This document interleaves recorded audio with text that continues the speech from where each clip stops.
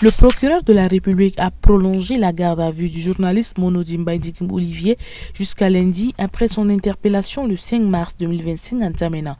Aucune infraction ne lui a été notifiée et son audition a été interrompue par l'arrivée d'un individu anonyme. Les avocats du journaliste dénoncent une violation du code de procédure pénale et une atteinte à la liberté de la presse.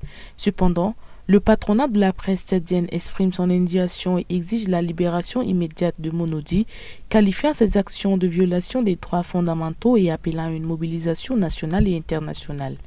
La population du Sud Kanem au Tchad est en état d'alerte en raison des changements préoccupants de la couleur et du goût de l'eau des forages, suscitant des craintes quant à sa potabilité et un éventuel risque d'épidémie. Le préfet Mahamad Brahim Saleh, accompagné de l'Association pour le développement de Mondo, a inspecté les forages pour évaluer la situation. Ce phénomène, qui pourrait être lié au changement climatique, a entraîné une dégradation de la qualité de l'eau, affectant particulièrement l'agriculture, notamment la culture maraîchère. Un appel urgent est lancé aux autorités tchadiennes pour envoyer des experts afin d'analyser les eaux contaminées alors que la population commence à refuser cette eau, ce qui pourrait nécessiter l'importation d'eau potable.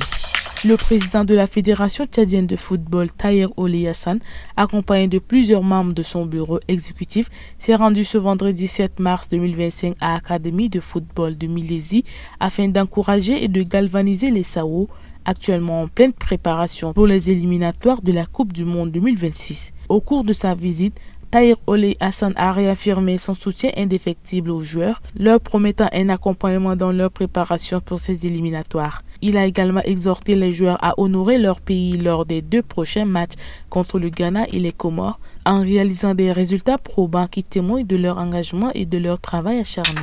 La candidature du Nigeria pour accueillir la COP32 en 2027 a été annoncée alors que la COP30 sur le climat n'a pas encore débuté.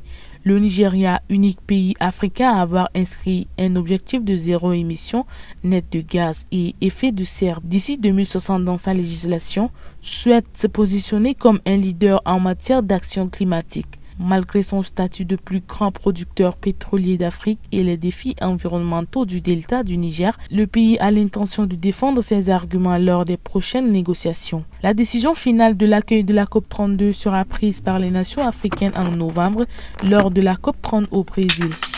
Au Burkina Faso, les forces armées ont neutralisé plusieurs terroristes, dont un leader recherché du groupe Jenim, lors d'opérations en février.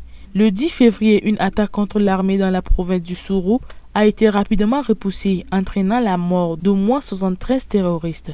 Parmi eux, Abdul Kalirou, un combattant notoire impliqué dans des attaques contre l'armée et des exactions contre des civils.